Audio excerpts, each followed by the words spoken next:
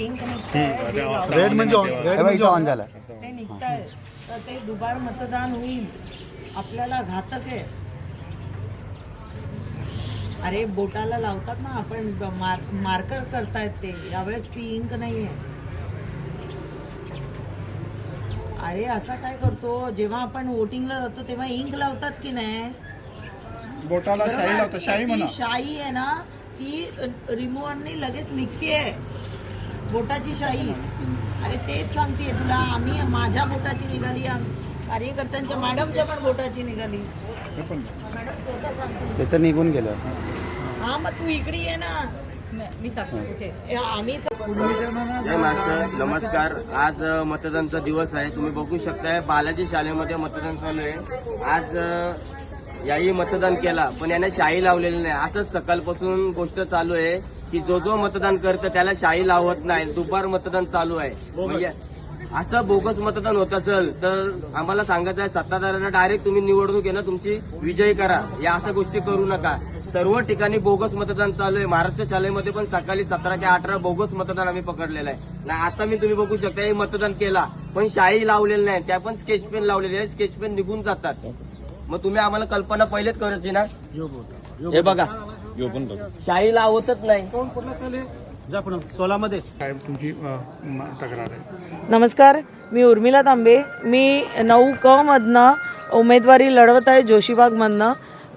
Panel number 9क. आपण बघितलं की आता मी जिथे उभी आहे तिथेच बाजूला new high school, Hindi high school, Gujarati school आणि अचिव्हर्स कॉलेज हे 4 सेंटर आहेत. आणि आत्ता मी मतदान केलं सकाळी. त्यानंतर 1-1.5 तासांनी आम्ही नेल रिमूव्हरनी जेव्हा, कारण की आम्हाला शंका होती, त्यांनी मार्कर यूज केलं. मी तिथे ऑब्जेक्शन पण घेतलं की तुम्ही मार्कर का यूज केलं, तर त्यांनी सांगितलं की नाही आम्हाला वरतूनच, आणि आम्ही अंबरनाथ बदलापूरला पण मार्करच यूज केलं. तर मी म्हटलं हे चुकीचं आहे, तर तुम्ही यासाठी तुमचे जे काही असतील अधिकारी त्यांना बोलवा. तर त्या अधिकाऱ्यांनी पण मला हेच सांगितलं की नाही आम्हाला वरूनच तसे आदेश आहे. तर आता आम्ही नेल रिमूव्हरनी जेव्हा आमची मार्करचं जे आहे इंक पुसली जाते का बघितल्यानंतर, मी स्वतः उमेदवार उर्मिला तांबे, तर माझ्या बोटाची इंक पण रिमूव्ह झाली. या काँग्रेसच्या उमेदवार आहेत माधवीताई, त्यांच्या पण बोटाची इंक पूर्णपणे रिमूव्ह झालेली आहे. आमचा शाखाध्यक्ष आहे समीर टाकळकर, त्याच्या हाताची पण इंक रिमूव्ह झाली आहे.